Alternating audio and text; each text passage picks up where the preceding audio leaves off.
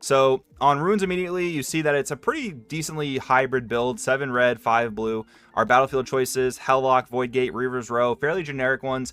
Voidgate obviously has insane synergy with Kaisa, increasing the damage of your damaged spells. Going on to our main board, let's take a look through our units first. We have 3 Kaisa Survivor with no blue Kaisa in the main, so this is our chosen champion and one of our main options in general. I mean, the card is absolutely incredible. I am interested to see no blue Kaisa. I know it's definitely on the slower side. I mean, it's a heavy investment to play into your base tapped, and it's weak to a whole ton of removal. I know that's definitely the case, but still seems like a card you can get a lot of value off of, maybe in the right matchups. But then we have Ravenbloom Student as our 2-drop. Obviously, you're playing a super spell heavy deck, makes a lot of sense. And then for our draw power, Watchful Sentry and Lecturing Yordle. I think it's very cool to see Lecturing Yordle in more builds. I think this is a very interesting card. I mean, 3-2, not the best stats. The tank actually is significant sometimes. When you want to throw another unit into a battlefield and your opponent's unit that's fighting there doesn't quite have enough damage to actually get over this thing's tank and deal like maybe 4 to your Kaisa Survivor. So it is cool to like protect your key units that way. I think the card's really neat, and obviously the draw is invaluable. We do have 3 copies of Sprite Mother, 3 copies of Darius Trifarian, and the Thousand Tail Watcher.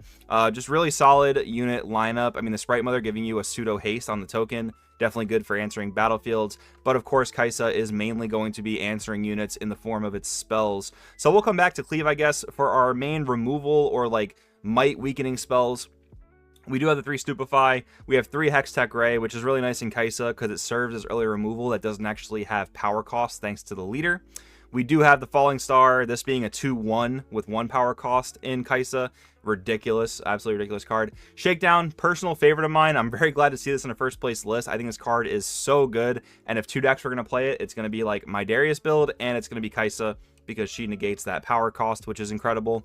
Smokescreen, another really cool card where like when this thing is just a 2 cost, essentially no power spell, you're going to get something -4. That's insane value. Now, you got to keep in mind when you're playing all these low cost spells that each have power cost, Kaisa can only pay for one of those per turn. So if you're going to string multiple low cost spells together in a turn, yes, there's going to be some power spent there, but it's still nice. Your leader basically gives you that 1 freebie every single turn. Void Seeker, again, incredible card.